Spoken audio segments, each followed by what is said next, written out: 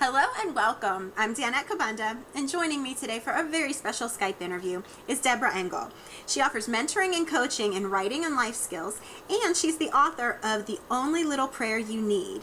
It's the shortest route to a life of joy, abundance, and peace of mind. Thank you so much for being here, Deborah. Thank you for having me. So, Deborah, you're here to share with us how our thoughts can keep us stuck. Why do we get stuck in the first place? Well, I think it's really natural for all of us to be stuck or to feel that from time to time because we all have a part of us called the ego. The ego is the part that is scared and anxious and nervous all the time. It's the part that wants us to stay in bed and keep the covers up over our head and keep us from walking out the door, taking any risks, and pursuing our dreams. So that voice inside us, that ego voice, can be really loud and really forceful sometimes. And that's the voice that we often listen to. That's what keeps us stuck. That's so interesting. So, what can we do to combat that? One thing that I really advise people to do is to start paying attention to their thoughts. This is really key, but to pay attention to how much they are looking at what's wrong in their life rather than what's right in their life. That ego voice will remind us every time there's something that annoys us, frustrates us, makes us angry, or makes us scared.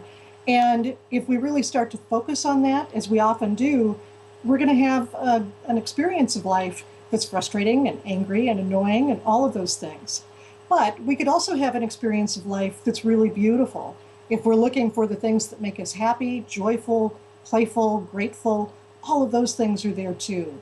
So I really recommend that people start to pay attention to their thoughts and to choose to find 5 things a day that really make them happy and grateful.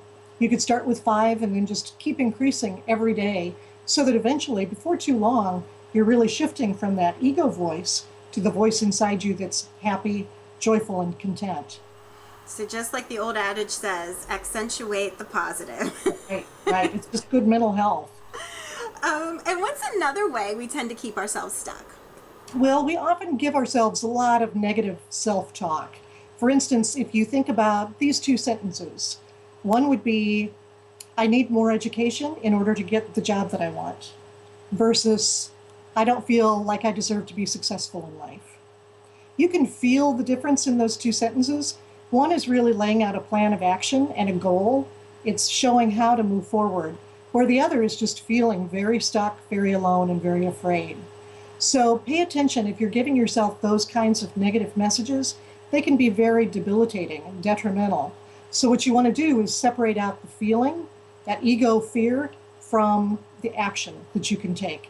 Whether it's picking up the phone and calling somebody, finding a resource, having a conversation, something that really reinforces how you can move forward in your life. That makes so much sense. And I can see the emotional connection to those 2 sentences and how you speak to yourself. Great, great advice. But sometimes those negative thoughts don't just apply to ourselves.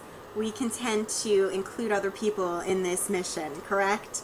Absolutely. And that's where we can really become very judgmental of others, be overly critical.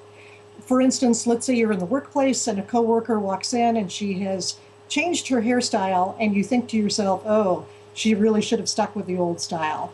Or maybe it's your husband and you're thinking, oh, he should have taken out the trash. Whatever it is, whether it's an action or something whatever the person is doing or saying, we can be very critical of those things. What happens is that if we kind of explode that to a bigger level and think about the dynamics of it, then we end up with something like what we see in Congress, for instance, where there's so much judgment going on.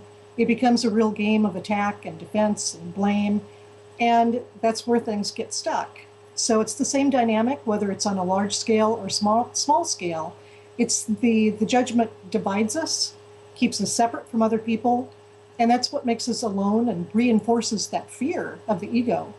So what we want to do is choose thoughts instead that help make us feel like we belong, that we're unified, that we're part of other people and connected to them. So one thing that I suggest to people is to bookmark the word should in their mind. That if they find themselves thinking or saying the word should, as in he should take out the trash or she should change her hair, that's really a signal that we're being judgmental and critical. And it's an opportunity for us to take a step back and choose a different thought that will help us feel connected to others instead. So we should pay attention to the word should. Right. Great advice. Thank you so much, Deborah. And to learn more about Deborah, her book, and any of her other projects, please visit her website at deborahengel.com. Thanks again. Thank you so much.